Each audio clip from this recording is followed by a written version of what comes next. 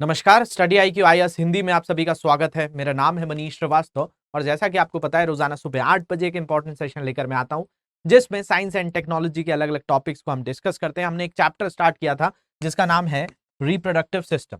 Reproductive system के अंदर मैंने कल के सेशन में आपको कुछ बेसिक इंफॉर्मेशन दी हुई थी, तो उनके बारे में मैंने आपको बताया था कि भाई रिप्रोडक्टिव सिस्टम जिसको क्या कहा जाता है, प्रजनन तंत्र या इसी को जनन तंत्र भी कहा जाता है, इसके बारे में अच्छे से हमने डिस्कस किया था। लाइफ स्पैन के बारे में बताया था, जीवन काल के बारे में बताया था और हमारे जीवन के अंतर्गत एक ऐसा चरण आता है जिसमें रिप्रोडक्शन भी होता है, आपका क्या होता है, प्रजनन भी होता है। तो इसके बारे में हमने बात की थी। मैंने आपको कुछ क्वेश्चंस भी दिए थे, पहले उन क्वेश्चंस को डिस्कस कर लेते हैं, फिर चैप्टर को आगे प्रोसीड करेंगे। देखिए, पहला क्वेश्चन मैंने दिया था, which of the following undergoes binary fission. निम्नलिखित में से कौन सा बाइनरी विखंडन कहलाता है या इसको द्विक विखंडन भी कहा जाता है। तो बेसिकली बाइनरी शब्द का मतलब क्या होता है? बाइनरी मतलब बाय का मतलब होता है टू, मतलब दो। तो भाई ऐसा विखंडन जिसमें क्या हो रहा है, दो भागों में विभाजन हो जा रहा है और क्या बन रहा है भाई, रिप्रोडक्शन तो हो ही रहा है, वहां पे प्रजनन तो हो ही रहा है। अब वो प्रजनन का जो प्रकार है उसमें कौन सा है, ये अलैंगिक प्रजनन है। ये हमने कल जितने भी पढ़े थे वो अलैंगिक प्रजनन पढ़े थे या जनन पढ़े थे। तो अब इसी के अंतर्गत बहुत अलग अलग प्रकार होते हैं। तो हमने एक प्रकार देखा था जिसको विखंडन भी कहा जाता है या बाइनरी फिजन भी कहा जाता है। ये बाइनरी विखंडन की बात कर रहे हैं। अब इसमें पूछा गया है कि इनमें कौन सा जीव है कि जो आपका बाइनरी फिजन होता है, मतलब खुद एक हिस्सा रहता है और उसका ये हिस्सा धीरे धीरे क्या हो जाता है, आपका परिवर्तित हो जाता है दो भागों में। इस तरह की बात की गई है। तो ऐसा किसके साथ होता है, ये क्वेश्चन आपसे पूछा गया है।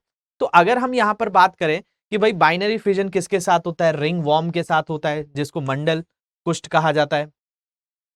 इसके अलावा ईस्ट के साथ होता है क्या, तो ये पूछा गया है। हिड्रा या हाइड्रा के साथ या अमीबा के साथ जिसको एक सलीका जंतु कहा जाता है। तो देखिए मैं आपको एक एक करके सारी चीजें बताता हूं। अगर हम अमीबा के अंतर्गत देखें जिसको एक सलीका जंतु कहा जाता है, कुछ इस तरीके का विभाजन होता है। यहाँ पर ये पूरी कोशिका होती है इसकी, इस कोशिका की कोशिका भित्ति भी होती है, यहाँ पे कोशिका द्रव भी होता है। इसके अलावा इसके अंदर क्रोमोसोम्स भी होते हैं, गुणसूत्र भी होते हैं। फिर ये जो पेरेंट सेल है, इसी के गुणसूत्र जो है, इसका जो न्यूक्लियस है, इसके अंदर विभाजन होता है।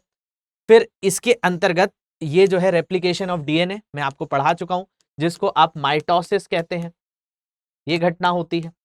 तो यहां पर इसी की कॉपी बनती है, डीएनए की कॉपी हो जाती है।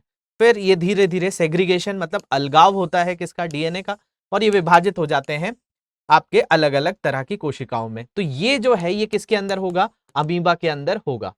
मतलब अमीबा में एक सलीके जंतु में आपका क्या देखने मिलता है, तो वहां पर आपको देखने मिलता है बाइनरी फिजन। तो इसका आंसर सही क्या हो जाएगा, बाइनरी फिजन का अमीबा सही हो जाएगा, एक सलीका जंतु सही हो जाएगा। कौन सा ऑप्शन है, ए ऑप्शन है। लेकिन आपको कुछ और भी चीजें दिख रही होंगी, जैसे हाइड्रा है, हाइड्रा के अलावा ईस्ट है, रिंग वॉर्म है, इनमें क्या होता है। तो इसी क्वेश्चन से इन सारी चीजों को भी समझते चलते हैं। तो देखा जाए तो आपको यह समझ में आया कि बाइनरी फिजन में क्या होता है। तो माइटोसिस जो होता है, ये मैं आपको बताया था कि कैसे आपका विभाजन होता है, कैसे कॉपीज होती हैं। इसकी मैंने पूरे के पूरा सेल डिवीजन, कोशिका विभाजन चैप्टर में ये चीजें पढ़ाई हुई हैं, तो उसी का एक भाग है। मैंने आपको पहले भी कहा था, कुछ डाउट्स आएंगे तो आप कमेंट सेक्शन में मुझे लिख देंगे, उनको फिर से एक्सप्लेन कर दूंगा, लेकिन आप उन लेक्चर्स को जरूर देख लीजिए। अब देखिए हाइड्रा के साथ क्या होता है। अगर हम हाइड्रा की बात करें तो हाइड्रा के साथ ये होता है कि भाई ये हाइड्रा है, अब इसी के अंदर से एक शाखा निकली और ये शाखा बड़ी होती चली गई और ये जो है फिर इसकी ही एक आइडेंटिकल कॉपी बन गई, मतलब एक नया हाइड्रा बन गया। तो ये जो है इसी को क्या कहा जाता है, इसी को कहा जाता है कायिक संवर्धन या इसको वेजिटेटिव प्रोपोगेशन कहा जाता है, जो मैंने आपको एक टाइप बताया था अलैंगिक प्रजनन का। तो बेसिकली यहां पर अमीबा में हो गया बाइनरी फिजन, हाइड्रा में हो गया क्या आपका, हाइड्रा में वेजिटेटिव प्रोपोगेशन। ईस्ट की बात करें तो ईस्ट में क्या होगा, तो ईस्ट में देख लीजिए, ईस्ट में भी क्या हो रहा है, बडिंग हो रहा है। बडिंग का मतलब मैंने आपको बताया था मुकुलन, कुलन होता है। इसमें क्या है, इसमें भी सेम चीज हो रही है, आपका ईस्ट सेल है और इसी से आपका नई डेवलप बर्ड हुई और इससे नई चेन ऑफ बर्ड आ गई, तो उसको बडिंग कहते हैं। इसके अलावा एक और ऑप्शन दिया था रिंग वॉर्म। अब रिंग वॉर्म क्या कोई कीड़ा होता है, तो वॉर्म जो होता है, जैसे कि दाद होती है, खुजली होती है, तो वो भी एक तरह का क्या है, वो देखा होगा शरीर में बढ़ती चली जाती है, दाद वगैरह की जो समस्या होती है, तो मंडल कुष्ठ कहा जाता है। ये एक तरह का फंगस होता है। फंगस का मतलब क्या है, तो फंगस का मतलब एक तरीके से कवक होता है। तो इस कवक के अंतर्गत भी आप देखेंगे, ये कवक है, एक फंगस है, रिंग वॉर्म। तो यहां पर हम बात करें तो ring worms are not caused by worms, कोई भी कीड़े वगैरह से नहीं होता है, but be the fungus in state, मतलब कवक से होता है। इट इज हाईली कंटीजियस, मतलब किसी को हो जाता है तो बहुत तेजी से फैलने लगता है, स्किन में, स्कैल्प में, डैंड्रफ वगैरह भी जो होता है वो भी एक तरह का क्या है, कवक ही होता है। This infection is seen primarily in humans and animals. तो ये जो है बाइनरी फिजन नहीं हो रहा है कि एक का ही कॉपी बनाता जा रहा है, ये फैलता जा रहा है, कंटीजियस है, मतलब ये संक्रामक है। तो यहां पर जो आंसर होना चाहिए था वो क्या होना चाहिए था, अमीबा ही होना चाहिए। तो बेसिकली अमीबा के अंदर बाइनरी फिजन होता है। तो आपको समझ में आया गया होगा हाइड्रा में क्या होगा, रिंग वॉर्म में क्या होगा, आपका ईस्ट में क्या होगा। तो इस तरीके से क्वेश्चन था। बढ़ते हैं अगले क्वेश्चन की तरफ। अगला क्वेश्चन है, which of the following is not an example of vegetative propagation. अब निम्नलिखित में से कौन सा कायिक प्रवर्धन का या संवर्धन का उदाहरण नहीं है। अब देखा जाए तो इसमें कुछ शब्द दिए हुए थे, जैसे ऑफसेट, सक्कर, राइजोम, फ्रेगमेंटेशन। ऑफसेट, सक्कर, प्रकंद, विखंडन। तो मैं आपको दिखा देता हूं क्या क्या होता है। ऑफसेट की बात करें तो ऑफसेट क्या है, जैसे ये जड़ है, इसी जड़ से ये पौधा निकला हुआ है और इसी की पत्तियां यहां पर बनती जा रही हैं, तो ये कॉपी तो है, मतलब ये क्लोन है। क्लोन का मतलब कि वैसे ही ये क्या निकलता जा रहा है, नया ऑफसेट निकलता जा रहा है।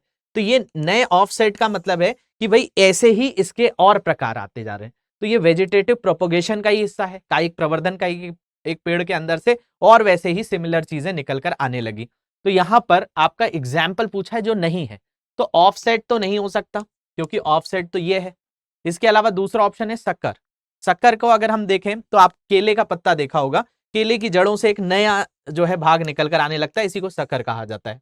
इसके अलावा अगर हम बात करें तीसरा ऑप्शन राइजोम, तो राइजोम आपने अदरक वगैरह देखा होगा, तो इसके अंतर्गत इस तरह के हिस्से जो है निकलते रहते हैं। तो ये भी एक तरह का वेजिटेटिव, ये वेजिटेटिव का मतलब है कि भाई किसी ना किसी पादप के अंतर्गत होने वाली जो एक प्रवर्धन है उसकी बात कर रहे हैं। इसके अलावा बचा कौन सा ऑप्शन, फ्रेगमेंटेशन। तो फ्रेगमेंटेशन वेजिटेटिव प्रोपोगेशन का नहीं है। फ्रेगमेंटेशन विखंडन नहीं होता, खंडन नहीं होता। विखंडन की अगर हम बात करें तो फ्रेगमेंटेशन का मतलब है कि भाई आपने एक ही हिस्से को काटा और उससे एक नया हिस्से बन गया, तो ये फ्रेगमेंटेशन या विखंडन की प्रक्रिया हो जाती है। तो यहाँ पे जो क्वेश्चन पूछा गया है कि भाई ये जो है इसमें से कौन सा एग्जाम्पल नहीं है, तो विखंडन नहीं है, तो इसका आंसर हो जाएगा डी। तो D is the correct answer. इसके बाद अगला क्वेश्चन क्या था, अगला क्वेश्चन है what is budding also called in yeast. मुकुलन को ईस्ट में क्या कहते हैं। अब ईस्ट के अंदर जो उसके और क्या नाम हो सकते हैं उनकी बात की गई। तो भाई फ्रेगमेंटेशन और वेजिटेटिव प्रोपगेशन तो नहीं होगा, क्योंकि एसेक्सुअल रिप्रोडक्शन के अंदर, अलैंगिक प्रजनन के अंदर अगर हम बात करें, अलैंगिक प्रजनन के प्रकार पढ़े थे हमने, और इन प्रकारों में क्या क्या पढ़ा, तो मैंने आपको क्या क्या पढ़ाया था। तो इसी के अंदर एक प्रकार हमने पढ़ा जिसको कायिक प्रवर्धन कहा जाता है या संवर्धन कहा जाता है, वेजिटेटिव प्रोपोगेशन। एक पढ़ा मुकुलन जिसको बडिंग कहा जाता है। एक पढ़ा आपने इसी के अंदर जो अलग फ्रेगमेंटेशन भी हम बोल सकते हैं या बाइनरी फिजन भी बोल सकते हैं,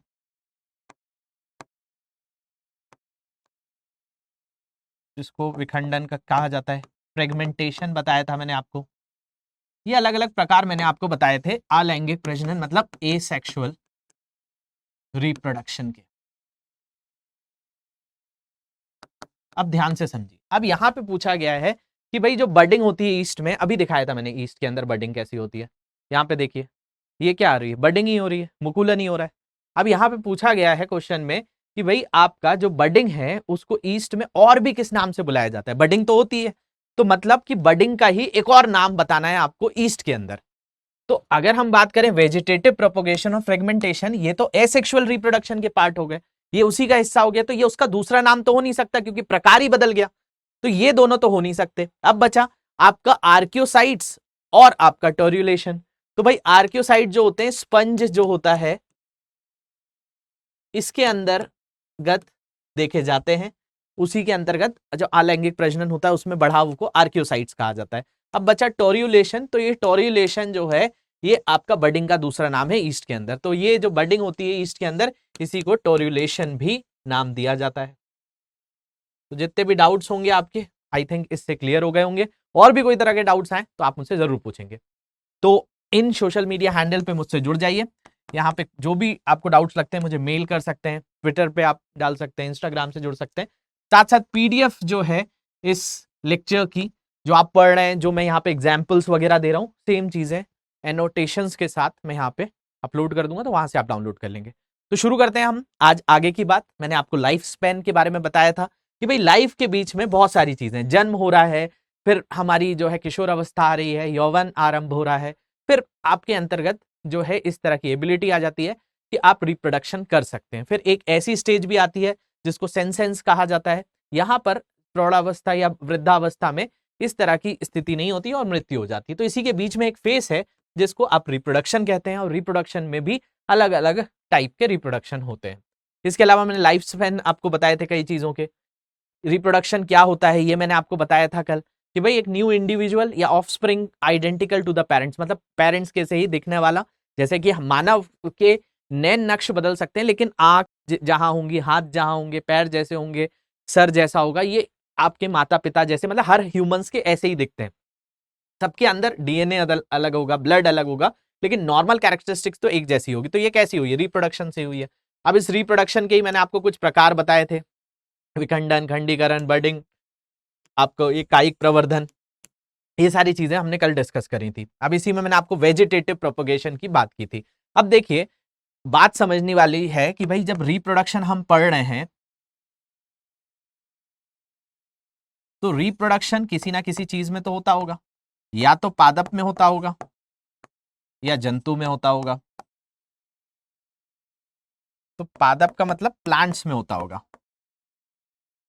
और जंतु मतलब एनिमल्स में होता होगा। किसकी बात की जा रही है? जनन या फिर प्रजनन। तो बेसिकली हम क्या करेंगे आज की क्लास में, पूरा का पूरा प्लांट्स को देख लेंगे। भाई प्लांट्स में क्या क्या होता है।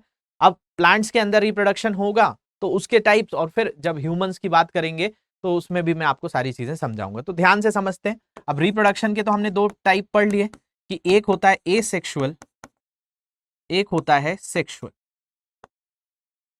तो इन दोनों को समझने की कोशिश करेंगे कि भाई सेक्सुअल और एसेक्सुअल में क्या होता है। तो देखिए अलैंगिक और लैंगिक। लैंगिक का मतलब जहां पर आपके जनांग आ गए, जनांग आ गए मतलब रिप्रोडक्टिव ऑर्गन आ गए, चाहे प्लांट्स हो, चाहे ह्यूमंस हो, चाहे एनिमल्स हो, सबके अंदर रिप्रोडक्टिव ऑर्गन्स होते हैं। जब वो भाग लें और प्रजनन करें तो वो हो गया सेक्सुअल रिप्रोडक्शन या लैंगिक प्रजनन। जब इसके बिना ही काम हो जाए तो उसको क्या कह दिया जाता है? उसको कह दिया जाता है अलैंगिक प्रजनन, एसेक्सुअल रिप्रोडक्शन। अब जैसे ये पौधे से ही नए पौधे निकल रहे हैं और नई पत्तियां बन रही हैं, तो ये क्या है? एक तरीके का, ये एक तरीके का एसेक्सुअल रिप्रोडक्शन है जो मैंने आपको बताया था। इसी को कायिक प्रवर्धन या वेजिटेटिव प्रोपोगेशन कहा जाता है। अब यहां पे भी क्या हो रहा है? इन्हीं पौधों से और भी नए नए जो है आपके फल निकलते चलेंगे। तो ये सारी चीजें क्या है? ये सारा का सारा एसेक्सुअल रिप्रोडक्शन चल रहा है। यहाँ पे पूरा का पूरा एग्जाम्पल है ये एसेक्सुअल रिप्रोडक्शन का, मतलब आपका अलैंगिक प्रजनन का। अब ये सारे अलैंगिक प्रजनन है। चाहे हमने आज की क्लास में बडिंग, मैंने आपको एग्जाम्पल्स बताए, मुकुलन कहा जाता है, या ये राइजोम की बात करें, इनमें भी अगर हम देख रहे हैं, फ्रेगमेंटेशन की बात कर रहे हैं, एल्गे, शैवाल वगैरह में, ये सारी चीजें क्या है? ये सारी चीजें हैं एसेक्सुअल रिप्रोडक्शन। अब एसेक्सुअल रिप्रोडक्शन में मैंने आपको बताया था क्या बनता है? क्लोन बनता है, कॉपी बन जाती है। जैसा पुराना हिस्सा है वैसे नया हिस्सा बन जाता है। तो ये एक तरीके का क्या है? ये एक तरीके का क्लोनिंग है। अलैंगिक प्रजनन में एक ही तरह की डुप्लीकेट जो है चीजें इसमें बन जाती हैं। ऐसे ही मैंने आपको बताया था स्पोर फॉर्मेशन जो होता है फंगस के अंदर, ये भी एक तरह का क्या है? एसेक्सुअल रिप्रोडक्शन है, जो ब्रेड्स वगैरह पे आपको देखने मिलता है। तो इसके अंदर आपने एसेक्सुअल के सारे एग्जाम्पल देख लिए थे, अलैंगिक प्रजनन की बात हो गई थी। अब बात होगी किसकी? Sexual reproduction. आज हम प्लांट्स को ही पूरे तरह से रखेंगे, फिर एनिमल्स और ह्यूमंस को बहुत अच्छे से पढ़ेंगे। तो देखिए हम बात कर रहे हैं पादप की। अब जब पादप में हम बात कर रहे हैं सेक्सुअल की, तो सेक्सुअल का मतलब हो गया लैंगिक प्रजनन। अब लैंगिक प्रजनन में सबसे पहली कंडीशन है कि भाई लैंगिक प्रजनन कब होगा? जब होगा, जब क्या बात होगी? जब आपका जननांग की बात होगी। मतलब रिप्रोडक्टिव ऑर्गन की बात होगी, मतलब रिप्रोडक्टिव ऑर्गन का मतलब जनन अंग, यही जनांग कहलाते हैं। तो अब जैसे कि हम फ्लावर्स की बात करें, प्लांट्स के अंदर क्या होगा, फूल जो होता है उसका रिप्रोडक्टिव पार्ट होता है। जैसे मानव के अंदर अलग अलग रिप्रोडक्टिव ऑर्गन्स हैं, वैसे ही सेम चीज फ्लावर्स के प्लांट्स के अंदर फ्लावर्स होते हैं। अब ये जो स्टेमेन वाला हिस्सा होता है, ये मेल रिप्रोडक्टिव पार्ट कहलाता है। मतलब ये आपका नर का जननांग कहलाता है, और पिस्टिल जो होता है फीमेल रिप्रोडक्टिव पार्ट कहलाता है। अब देखिए, मानव के अंदर आप देखेंगे तो फीमेल्स अलग होती हैं, मेल्स अलग होते हैं, लेकिन फ्लावर्स के अंदर क्या होता है, एक ही फ्लावर के अंदर जो है आपका मेल भी फीमेल भी दोनों पार्ट्स हो सकते हैं। मतलब नर जो है जननांग और मादा जननांग दोनों एक ही फूल के अंदर हो सकते हैं, या दो अलग अलग फूलों के अंदर भी हो सकते हैं। तो इस प्रकार इनके कई भाग बांटे जाते हैं। तो ये थोड़ा सा डिफरेंट है एज कंपेयर टू ह्यूमंस। तो हम यहां पर सीधे सीधे रिप्रोडक्शन की जो बात कर रहे हैं, सेक्सुअल रिप्रोडक्शन, जिसको मैं क्या कह रहा हूं, इसी को कह रहे हैं लैंगिक प्रजनन। इस लैंगिक प्रजनन की बात करें तो ये हम किसके अंतर्गत बात कर रहे हैं, ये हम बात कर रहे हैं पादप के अंदर। अब पादप के अंतर्गत मैंने आपको बताया इसमें मेल रिप्रोडक्टिव पार्ट भी होता है और फीमेल भी होता है, लेकिन आपको समझने की बात है कि ये दोनों एक ही फ्लावर के अंदर हो सकते हैं, एक ही पुष्प के अंदर ये दोनों ही चीजें हो सकते हैं। हो सकता है कि दोनों में ना भी हो। तो यहां पर थोड़ा सा केस अलग है।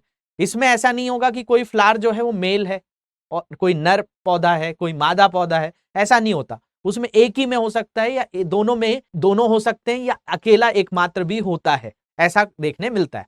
तो इन चीजों को समझने की बात करेंगे हम कि सेक्सुअल रिप्रोडक्शन में क्या चीजें होती हैं। तो अब देखिए, यहां पर दिया है बायसेक्सुअल फ्लावर और यहां पर दिया है यूनिसेक्सुअल फ्लावर। अब बायसेक्सुअल फ्लावर का मतलब क्या है, इसमें दोनों जननांग है। दोनों जननांग की बात करें तो देखिए, स्टिग्मा ये जो है और आपका जो पिस्टिल है वो दोनों ही है इसमें। यहां पे आप देखिए, ये जो मैंने बताया था कि भाई आपका स्टेमेन के अंदर क्या क्या होता है, देख लीजिए यहां पे ध्यान से। तो स्टेमेन में जो स्टेमेन वाला हिस्सा है, ये मेल रिप्रोडक्टिव पार्ट है। इसके अंदर एंथर आ जाता है, फिलामेंट आ जाता है। ये दो शब्द देख लीजिए, एंथर और फिलामेंट। अब यहां पे अगर हम पिस्टिल की बात करें तो इसमें स्टिग्मा भी आ रहा है, स्टाइल भी आ रहा है, ओव्यूल भी आ रहा है और ओवरी भी आ रहा है। अब ये जो हिस्से हैं ये किसके अंदर हैं, female reproductive part of flower. मतलब ये मादा पुष्प के अंतर्गत जो जननांग होते हैं वो नाम दिए हैं, स्टिग्मा, स्टाइल, ओव्यूल, ओवरी। यहां पे एंथर और फिलामेंट है। अब देखिए यहां पे जो बात बताई जा रही है कि ये जो है आपका बायसेक्सुअल फ्लावर है। बायसेक्सुअल फ्लावर का मतलब कि दोनों ही चीजें इसी के अंतर्गत हैं। अब दोनों ही चीजों की अगर हम बात करें तो आपको यहाँ स्टाइल दिख रहा है, ये स्टाइल है, स्टिग्मा है, ये पूरा का पूरा ओव्यूल्स है और इसी के अंदर ओवरी होगा। तो ये पूरा का भाग कौन सा हो गया, पिस्टल वाला हो गया। और इधर आप देखेंगे तो स्टेमेन भी दिख रहा है, इसमें फिलामेंट है और एंथर है। तो मतलब जहां पे स्टेमेन भी हो और आपका पिस्टिल भी हो, तो ये दोनों ही जिसके अंतर्गत देखने मिल रहे हैं वो क्या हो गया, बायसेक्सुअल हो गया। बायसेक्सुअल का मतलब उसके अंतर्गत दोनों ही तरह के जननांग मिल रहे हैं, तो ये ऐसा हो गया। अब यहां पे आप देखेंगे तो सिर्फ पिस्टल है, स्टिग्मा, स्टाइल, ओव्यूल्स, ओवरी। अब इसमें पूछा जाए स्टेमेन कहां है, एंथर कहां है, फिलामेंट कहां है, तो आप बोलेंगे नहीं है। तो ये क्या हो गया, यूनिसेक्सुअल फ्लावर हो गया। अब यूनिसेक्सुअल फ्लावर को क्या होगा, इसको जरूरत होगी कि भाई जो एंथर है ये एंथर चला जाए कहां पर, ओव्यूल के अंदर, और ये फर्टिलाइजेशन हो। फर्टिलाइजेशन का मतलब निषेचन हो, और निषेचन से जो है भ्रूण बनता है, जाइगोट बनता है, फिर नया जो है इसके अंतर्गत पौधे का जन्म होता है। तो ये सेक्सुअल रिप्रोडक्शन के अंदर होता है। अब इसी के अंदर क्या होता है, अगर हम बात करें किसी पुष्प के अंतर्गत, ये दोनों भाग हैं। मतलब यहां पे दोनों केस समझने पड़ेंगे आपको कि भाई एक फ्लावर है जो बाइसेक्सुअल है जिसमें दोनों ही चीजें हैं। अब ये एंथर यहां तक कैसे जाए, तो क्या होता है कई बार पौधे पर जो है कई कीड़े बैठते हैं या अलग अलग तरीके से ये ट्रांसफर हो सकता है। तो आपने देखा होगा इसके अंदर जो परागण होते हैं, पराग चीजें होती हैं, इन चीजों को जैसे कई बार तितलियां बैठती हैं, मधुमक्खियां बैठती हैं, तो ये जो है इसके अंदर गिरा देती हैं और यहाँ पे फर्टिलाइजेशन हो जाता है, निषेचन हो जाता है। तो ये तो इसी के अंदर हो गया, सेल्फ पॉलिनेशन अपने आप हो गया। कई बार ऐसे पौधे हैं कि भाई इसी के पास एंथर है, इसके पास ओव्यूल है, तो इसका भाग यहां तक लेकर जाना है। तो इसके लिए भी कई जो पौधों पर कई जो कीड़े बैठते हैं या मधुमक्खियां बैठती हैं तो वो दूसरे पौधों पर भी जाती हैं और वो पहुंचा देती हैं। तो इसी चीज को कहा जाता है पॉलिनेशन, हिंदी में इसको कहा जाता है परागण। तो सबसे पहला प्रकार हम इसमें यही देख लेते हैं। तो एक चीज होती है जिसको पॉलिनेशन कहा जाता है या परागण कहा जाता है। तो समझिए इसको, बहुत इंटरेस्टिंग पार्ट है ये इसका, आपको आ गया समझने तो ज्यादा दिक्कत नहीं होगी। अब देखिए मैंने आपको बताया कि भाई क्या होता है, फीमेल रिप्रोडक्टिव पार्ट में ओव्यूल्स होते हैं, ओवरी होती है, स्टिग्मा होता है, स्टाइल होता है। अब जो एंथर है, एंथर से भाई कोई पोलन है, ये पोलिनेटर जैसे मधुमक्खी है, ये लेकर आपको ओव्यूल तक पहुंचा दे, तो ये क्या हो गया, ये पोलिनेशन हो गया। तो पराग कणों, जो पराग कण होते हैं या पोलन ग्रेन्स होते हैं, पराग कोश एंथर से मुक्त होकर उसी जाति के पौधे में जायांग, जिसको जाइनोसिज्म के लिए वर्तिकाग स्टिग्मा तक पहुंचने की क्रिया को परागण कहा जाता है।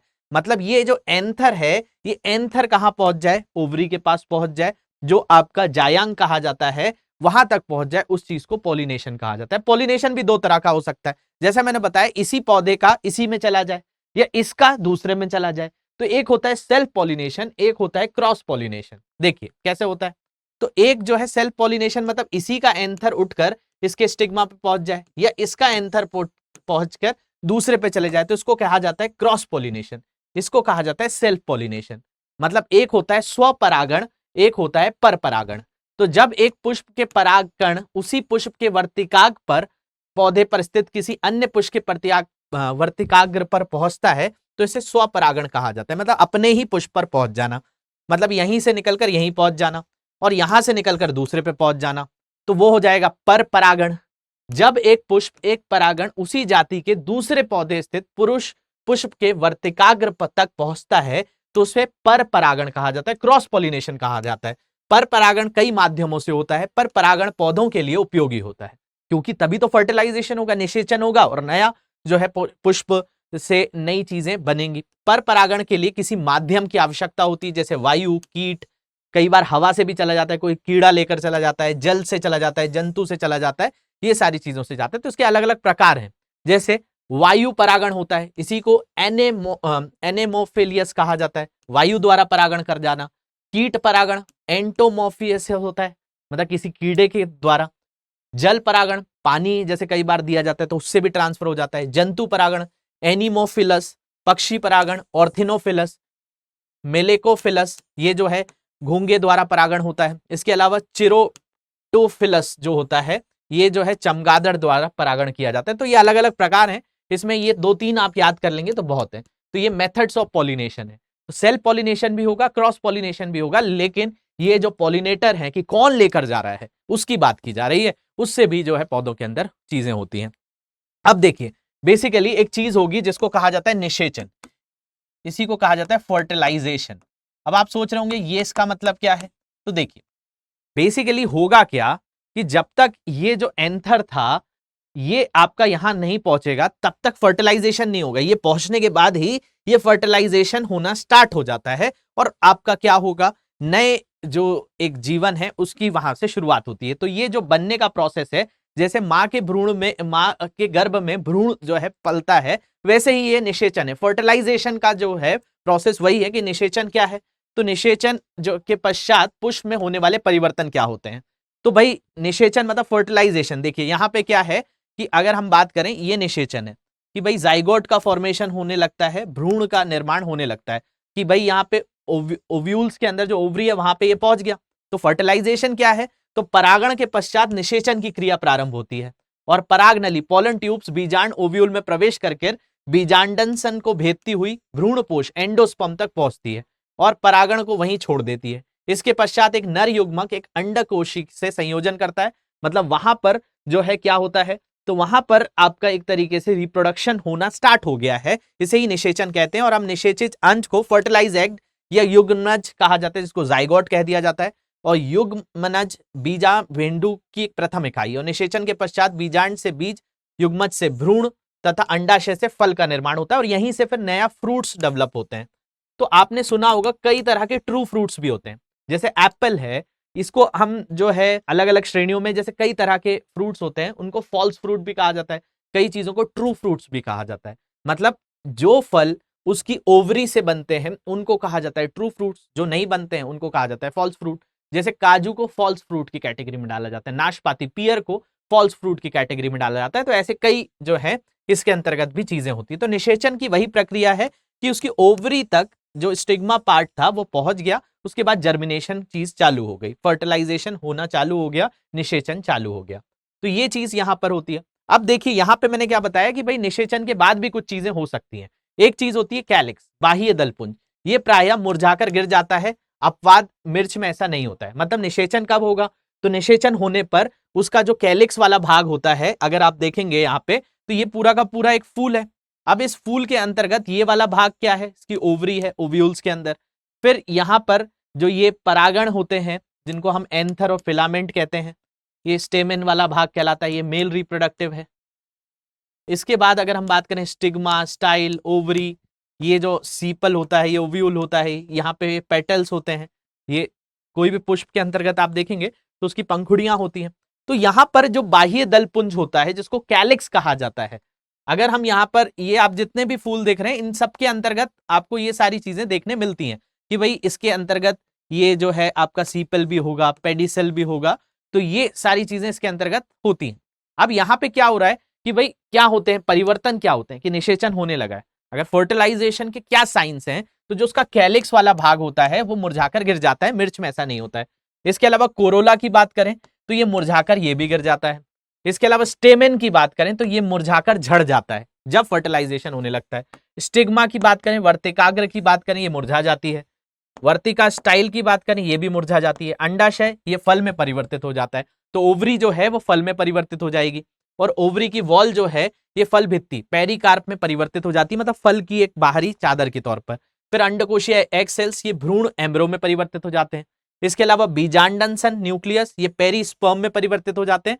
और ओव्यूल ये बीज सीड में परिवर्तित हो जाते हैं। तो ऐसे सीड्स बन जाते हैं और नया फ्रूट जो है डेवलप हो जाता है। तो ये सारी प्रोसेस किसके अंतर्गत होती है, फर्टिलाइजेशन के अंतर्गत होती है।